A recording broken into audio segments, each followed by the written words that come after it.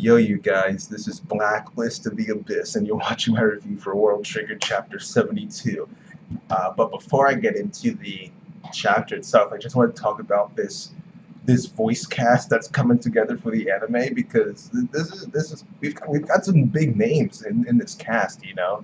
Like, we've got Rie Kugimiya as Kirie Konami, we've got Jun Fukuyama as Karasuma.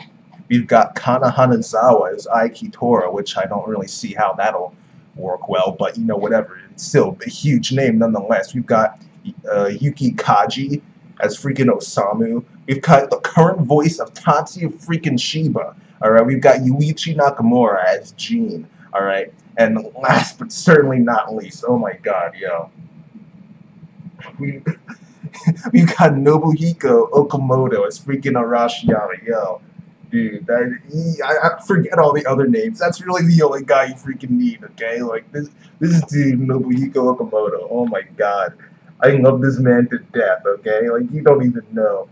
This dude is freaking amazing, alright? Yo, look at this, alright? Okay, alright, you guys see what this is? This is a certain magical index, okay? This this is possibly this is probably my favorite anime, alright? And in this anime, Nobuhiko Okamoto voices a character known as Accelerator, alright? And let me say, this dude is just...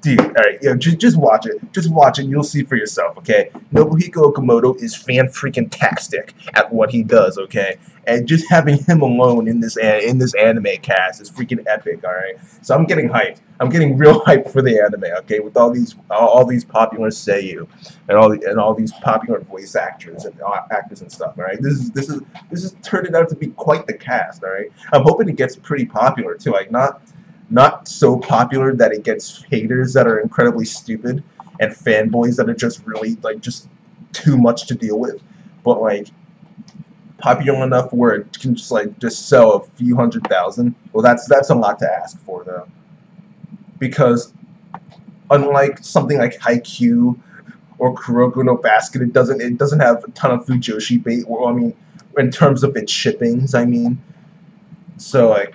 I mean, I guess you could ship Osamu and Yuma, but that's not exact. Well, who cares? I don't think like a Fujoshi. Okay, so I don't know about that, but like that's a big jump. That's a pretty big jump to go from where it's at now.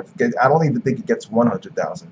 So to jump to a few 100,000, that's a big jump. But I still think hopefully it'll break 100,000 with its sales. Hopefully, at least, you know, get a decent sized boost from the anime. I'm hoping.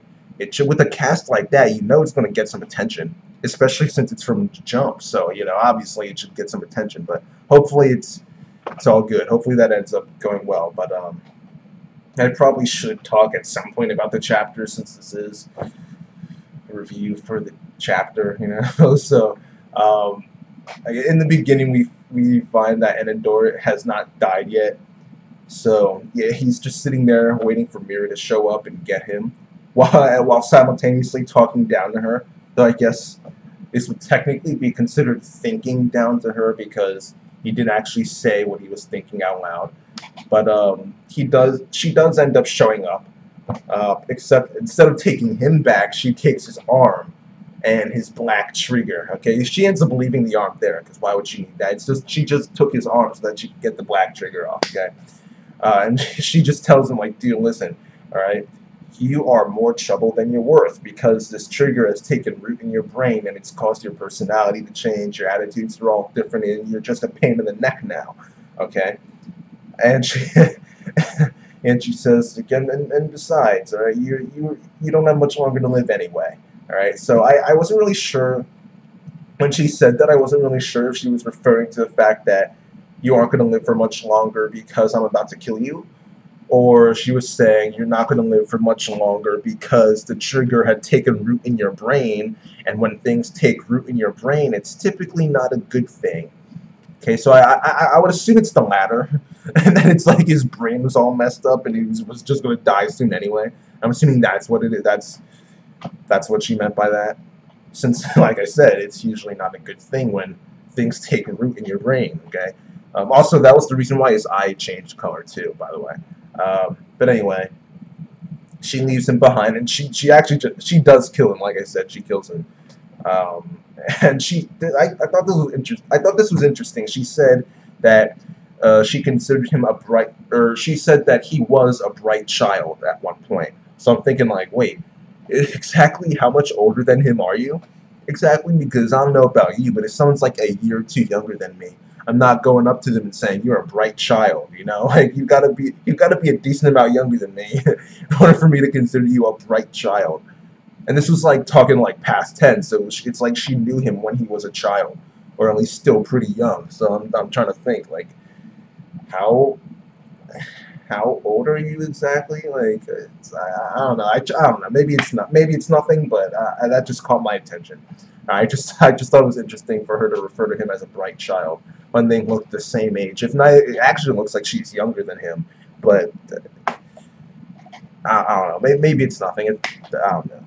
Just thought I'd bring it up just because it's something I noticed. But well, she ends up leaving with Borboros, and Anadora's corpse is just laying there. So Shinoda decides to give out some orders so that they can try and get as much information from his corpse as possible.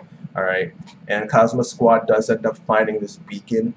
We didn't see it, but they said they just found it. It's like a beacon that allows, if they're assuming, it's a beacon that allows Miura to determine the coordinates for where she'll open up portals and stuff. So whenever she opens up a portal, she needs a beacon somewhere near.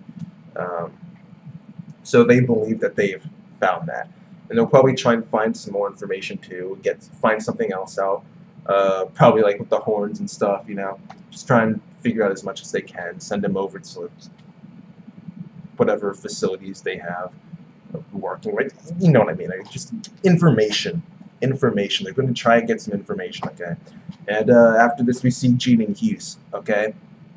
And now that Mira and Hyrene have just turned their back on Anadora and completely betrayed him and killed him, things are starting to make a whole lot of sense now, because before, Hughes was worried about being abandoned. But now that we've seen them actually abandon somebody, it makes perfect sense. Like, okay, now I know why he was worried so much, because if he screws up, he's done. Alright, so now it all makes sense. It's all coming together now, okay? So that was interesting. And it seems like Jean is going to be sticking there, because the way he was phrasing some of his dialogue, it made it seem like as long as he keeps Hughes busy, then that's at least one thing that isn't going to happen. So he's probably going to just try and stay there for the rest of this arc, or at least until all the danger passes, at least. As a matter of fact, he's not even trying to win. He's really not. He's just trying to keep him busy. So maybe he needs to keep Hughes alive for some reason, or try and get him to defect or something. But I don't think he's trying to defeat Hughes. He's really just sitting there, like trying to get. he's just sitting there talking to him and stuff, trying to like get him worked up and everything, you know, to try and keep him there, keep him attacking. And Jean's not really doing anything except for like dodging and stuff, like dodging and blocking. So it's in reality, he's not even really trying to win. He's just trying to buy time. So yeah, I'm pretty sure he's just going to stick there until the danger passes. And what else did we get in this chapter? I think the last time we got here was Kohei and Hyrene, okay? And Kohei, he got hit by some of these bees, so he started to lose his left arm. This is my right arm, but because things are mirrored, it looks like my left arm. But don't worry about it. It's his left arm. All right. So that's like all flowy and like wavy and stuff. He can't use it anymore at all. But because of what he's been doing and the attacks he took, he realizes that okay, you can't use your ability on anything that isn't made up of Tryon. Alright, so he's got his Tryon body activated now and everything, right? That's why it's working on him. Alright, so Hyrene's ability only works on Tryon, and he decides to use that knowledge in order to try and attack Hyrene. He attacks a building and has the building fall on top of Hyrene. Alright, but that doesn't work. Alright, Hyrene's just standing there like, you really think some rubble is enough to take care of me? Like, do you know who I am? You know, that was kind of funny, but the last thing we see in this chapter is, I believe, Kohei using Meteor to shoot Hiring,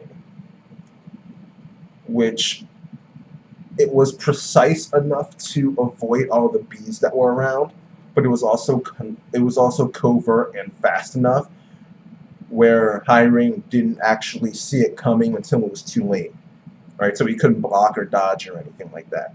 So I'm assuming it was Meteor. So who else is there right now? Yosuke.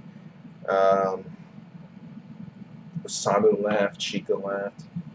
Chika's, yeah, so, but Chika left.